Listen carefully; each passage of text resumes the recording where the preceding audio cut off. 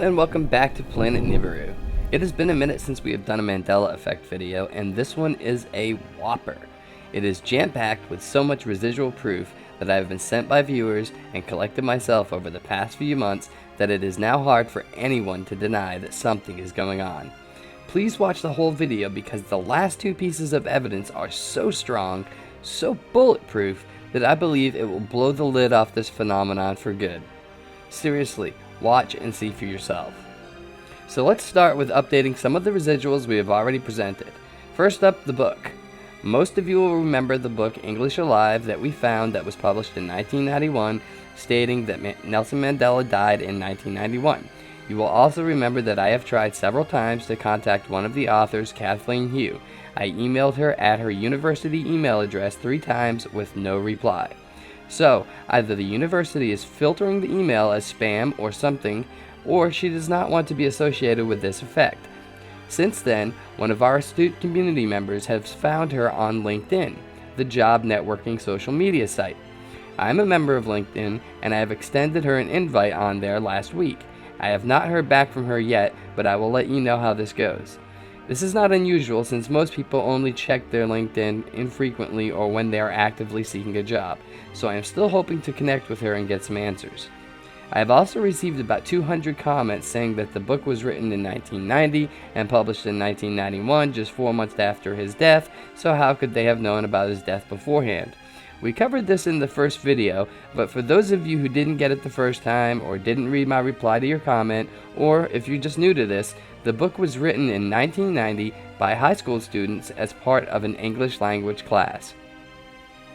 The book was published as a textbook as part of a series by the same name, English Alive, by the 2 professors Anita Kennett and Kathleen Hugh, who are both listed as the authors of the book in the WorldCat Online Library Catalog. The book is 54 pages long, and on the very last page of the book is where it is mentioned that Nelson Mandela has died. This is most likely an epilogue or glossary section, as almost every textbook I have ever read has some type of section like this in the back. So the question remains regarding why the book states this, and we will have to continue trying to contact Kathleen Hugh for information from her. If anyone can get a line on Anita Kennett, please let me know. I cannot find any way to contact her. I've spent hours digging through social media sites and through the South African library and university systems with no luck at all. She may have gotten married and changed her last name or something, so we will just have to let that one play out. I have also received hundreds of comments from viewers and the community members stating that they not only remember him dying, but they remember his funeral. Some remember a lawsuit involving his wife, Winnie Mandela. Some folks remember a charity event or a concert and celebrities wearing t-shirts that bore his prison number and to show their support for the dead leader. Some comments refer to some people being taught this in school in the classroom, that he was dead, that he had died in prison, and the list goes on and on and on. We have all seen the video of former President Bush during his presidency stating that Mandela is dead. Mandela's dead. We even have a German radio network magazine that reported his death 6 months before it actually happened in 2013. In this issue of Deutsche Welle, they dedicated the cover to his supposed passing earlier in 2013, but somehow it took the rest of the world and Mr. Mandela 6 more months to catch up to the article. So, there is some pretty decent residual evidence out there pointing to that one single facet of this phenomenon that is named after Mr. Mandela. However, there are so many facets to this phenomenon that it's hard to imagine that anyone can deny its existence, but yet they do. We have covered the Volkswagen logo and Ford logo changes to death, so we will skip past the tons of evidence for those having changed, as well as the changes to the locations of Australia, Sicily, and the entire continent of South America, which has all been covered and documented. So let's move on to some new residuals that I think are shocking and not only add to the case for the Mandela Effect, but literally prove that it's real and happening. We will start small and we will end up with a bang, building in importance as we go. And believe me, it is a big bang coming. There was a big hubbub about Mickey Mouse not having suspenders in this new timeline, but I was recently sent a screenshot where he is clearly rocking some red suspenders. Now, is this residual proof? Maybe so, or maybe it's just a one-off. The Monopoly guy in this timeline has no monocle. However, I have also received several images of him with the monocle. Sure, these could be photoshopped, so I will not say they are absolute proof, but you can take them at face value and decide how much weight to give them. Monocles and suspenders aside, let's talk about something that we have all experienced. Vaseline. I don't know how many times I have seen one of these containers in my life, but it has to be in the thousands. Every household in America has at least one tub of Vaseline in it somewhere, I'm sure. It's great for everything. Chapped lips, dry hands, dry skin, rub rashes, the list goes on and on. I have even used it to grease certain parts on tools and things like that, and it works great. I love Vaseline. I even love the Stone Temple Pilots song named Vaseline, which oddly enough is spelled with an O, not an E. Because you see, in this reality, or timeline, or whatever you want to call it, Vaseline has no O. Nope. Vaseline is how it is spelled now, and seemingly always has been. The problem is that we find so many people misspelling the word, like right here on this website. With the picture of the jar right under the title, you'd think that a professional blogger might get the spelling of the product and the subject of their article right? Well, maybe not. Now, of course, words get misspelled all the time, and Vaseline sounds a lot like gasoline, so maybe that is why it is so often misspelled? Sure, that might be possible. However, I was recently sent some images that clearly show that at one point, there were some jars out there using the O in the spelling, not the E. Not only that, but in this medical textbook called Methods of Adipose Tissue Biology, and this is on Google Books, by the way, they use the O in the spelling. Again, we could attribute the spelling to a mere error on the part of the technical writer who wrote the book and the editor who missed the misspelling, or maybe Vaseline used to be spelled with an O. The pictures that were sent to me seemingly suggest that it was. Okay, so let's do some rapid fire ones because the video is getting a little bit longer than I intended, and I know I'll get some complaints from those of you guys out there with ADD. So we all know JCPenney now has an E at the end of it. JCPenney, Penney, is how it is spelled now. But did it always? Let's take a look at these images.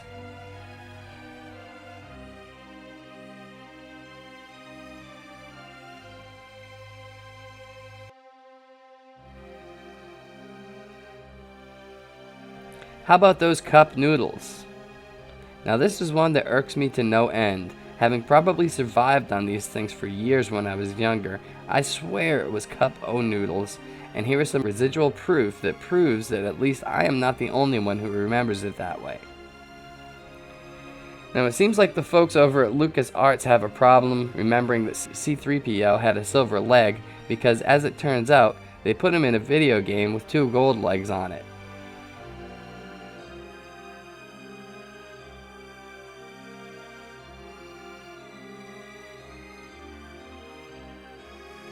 And they put him on a pinball machine hood, again, with 2 gold legs.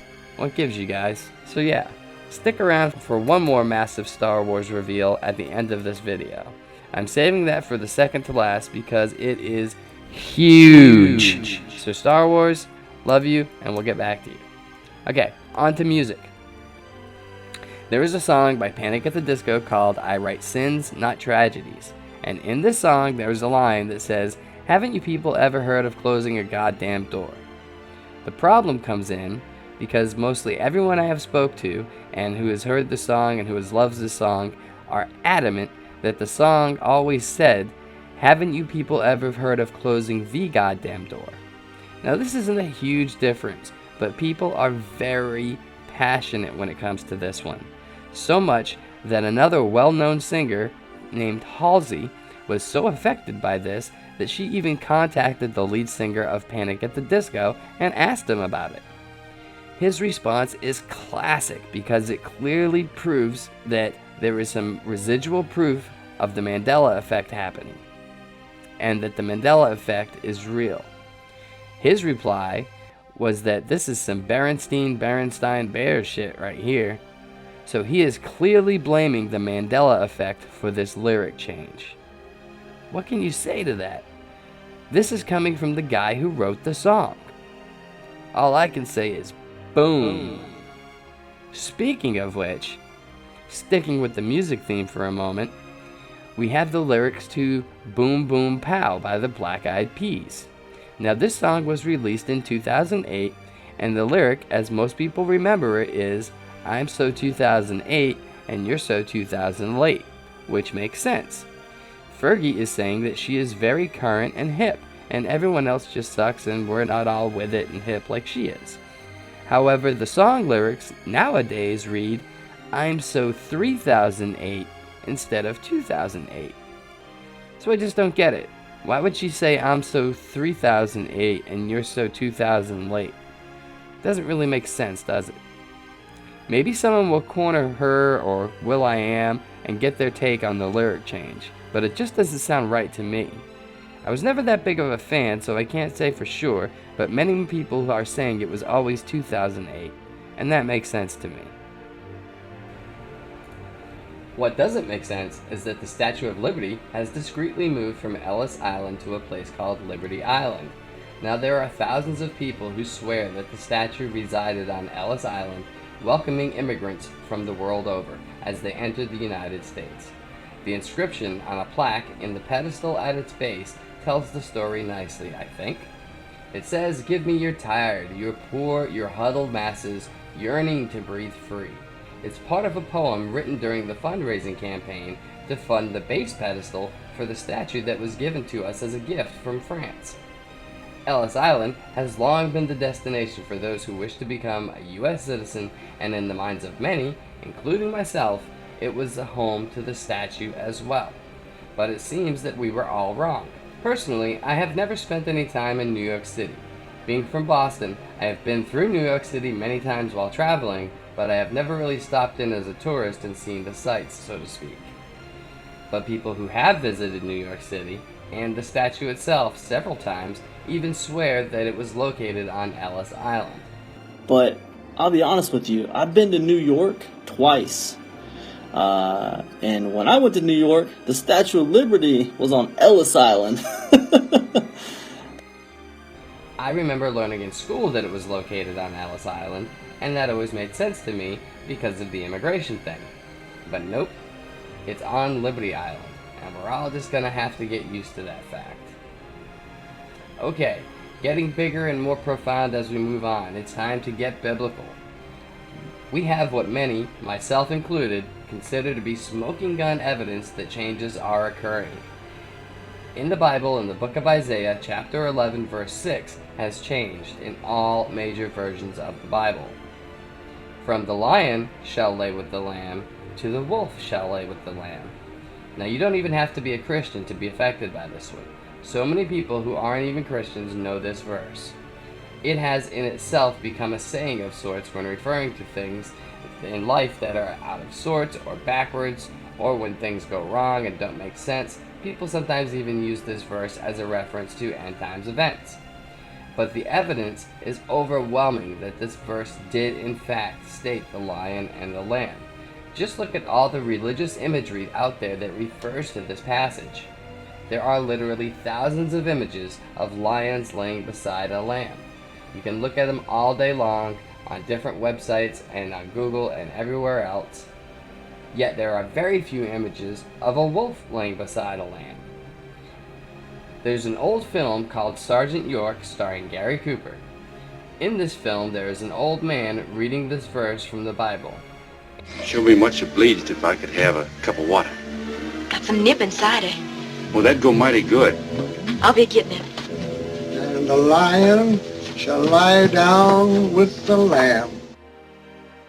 And it clearly states the lion will lay beside the lamb. So again, this is clear evidence that something is going on. And now, we're going to move on to the two biggest ones that I have found. These two are so profound that if you ask me, these are like smoking gun type of stuff. Like, they are completely huge. So the first is a toy that is made by LucasArts, which is the company owned by George Lucas, the creator of all things Star Wars. So it is an official toy from the official creator of the official film series, and it says,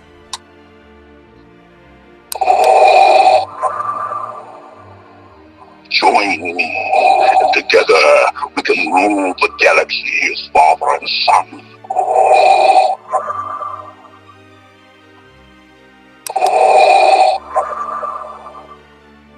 Luke, I am your father.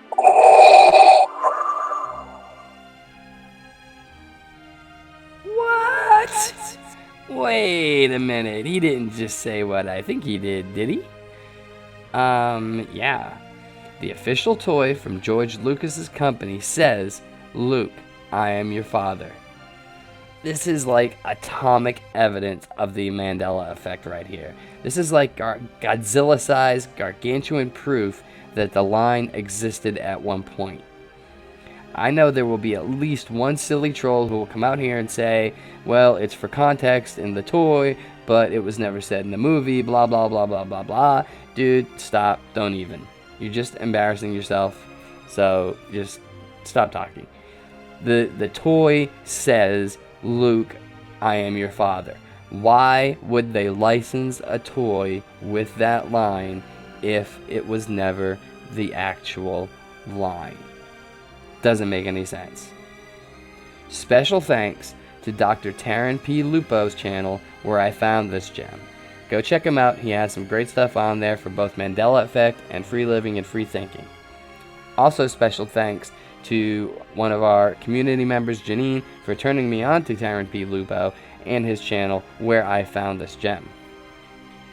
And finally, the coup de grace of all Mandela Effect residuals was sent in to the Better Mankind channel, and it shows the JFK car with only 4 people in it, as many of us remember it. It is not from the Zapruder film.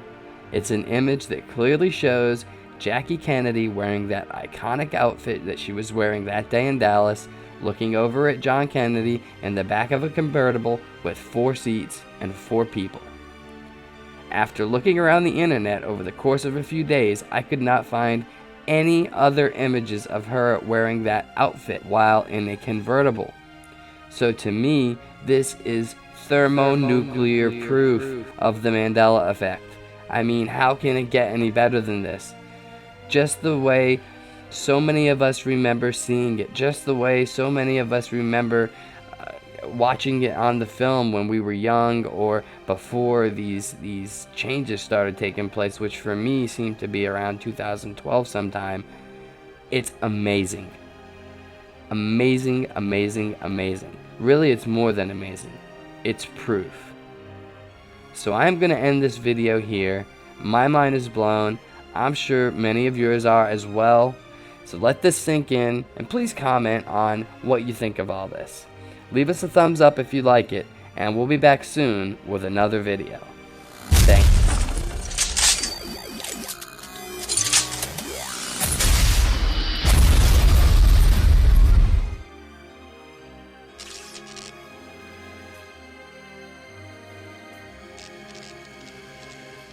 Hey folks, I just wanted to take a quick minute to let you know that our Spreadshirt store is up and running. It's a great way to show support for the channel and our search for truth. We have a bunch of cool Planet X based designs as well as some very cool pop culture and geographical designs that we think you will love. Our designs are created from some of the things that we love most: our search for truth, movies that we love, and TV shows we grew up on.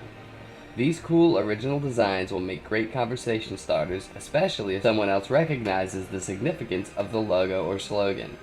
So click on the link and visit our Spreadshirt store today. As always, thank you for watching, liking, subscribing, and commenting on our videos. We will be back soon with more great stuff. See you then.